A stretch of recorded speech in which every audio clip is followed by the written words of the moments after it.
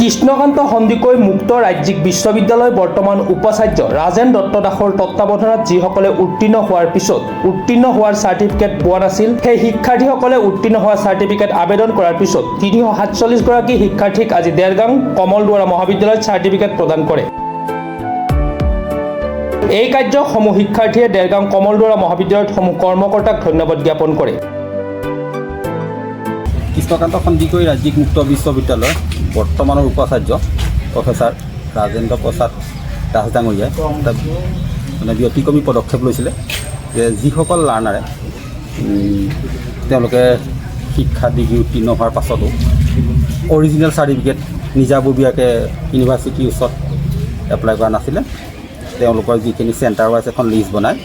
এতিয়া আমাৰ দেৰগাঁও কমলদুৱাৰা মহাবিদ্যালয়ত সৰ্বমুঠ 347 গৰাকী লাৰ্ণাৰে অৰিজিনেল চাৰ্টিফিকেট তেওঁলোকে উত্তীৰ্ণ হোৱাৰ পাছতো আবেদন কৰা নাছিল, কিন্তু বিশ্ববিদ্যালয়ে যুগান্তকাৰী পদক্ষেপ গ্ৰহণ কৰি এই 347জন লাৰ্ণাৰৰ কাৰণে আজি এই বিশেষ দিনটোত 4/7/2024 তাৰিখে তেওঁলোকে নিজা প্ৰচেষ্টাৰে সেইখিনি আমাৰ বিশ্ববিদ্যালয়ৰ পৰা আমাৰ দেৰগাঁও কমলদুৱাৰা মহাবিদ্যালয়ক প্ৰভাইড কৰিছে। আমি সেইসকল deputy registrar doctor Ratul Patowary sir, assistant registrar Binchi Bora ছাৰকে ধৰি বিভিন্ন বিশ্ববিদ্যালয়ৰ ঊৰ্ধ্বতন কৰ্তৃপক্ষই আজি আনুষ্ঠানিকভাৱে ছাত্ৰ ছাত্ৰী ছাত্ৰসকলক তুলি দিব।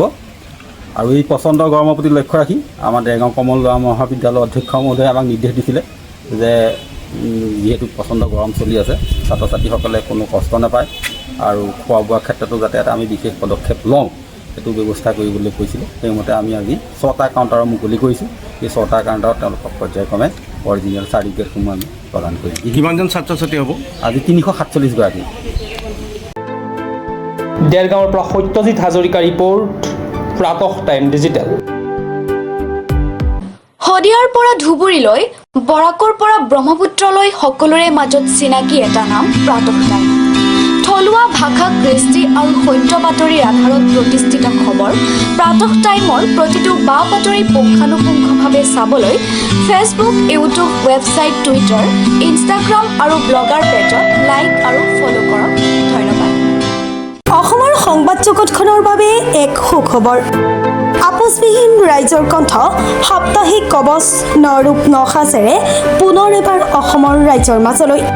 স্বত্বাধিকাৰী প্ৰণীতা কলিতাৰ দ্বাৰা প্ৰকাশিত আৰু আপোচবিহীন অসমৰ বিভিন্ন প্ৰান্তৰ একাংশ নপুৰণি অভিজ্ঞতাপুষ্ট সাংবাদিকৰ দ্বাৰা প্ৰচাৰিত তথা eco printing press, Guwahati Katabari গড়চুকত মুদ্ৰিত সাপ্তাহিক কবচ এতিয়া অসমৰ বিভিন্ন প্ৰান্তত উপলব্ধ।